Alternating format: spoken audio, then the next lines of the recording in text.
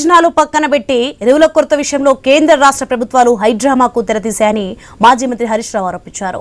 Urea కొరత తీర్చడంపై దృష్టి పెట్టడం మానేసి తమ తప్పు లేదన్నట్లు చేతులు దులుపుకోవడం సిగ్గుచేటన్నారు. దేశంలో యూరియా కొరత లేదని ఒకవైపు కేంద్ర ప్రభుత్వం ప్రకటిస్తుంటే సీఎం రేవంత్ రెడ్డి మాత్రం కేంద్రం ఇవ్వడం లేదని చెప్పడం ఏంటని ప్రశ్నించారు. వీరిద్దరిలో ఎవరి మాటలు నమ్మాలని నిలదీశారు.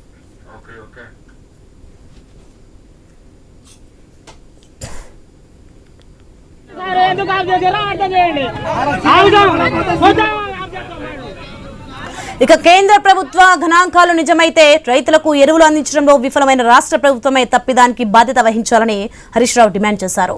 దేశం మొత్తంలో ఎరువుల కొరత లేకపోయినా తెలంగాణలో మాత్రం రైతులు ఇబ్బందులు పడడం రేవంత్ సర్కార్ నిర్లక్ష్యానికి నిదర్శనమని ఆరోపించారు.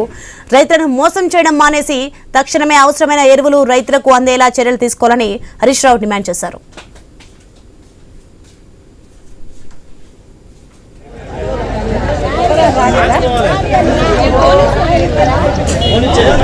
లేదు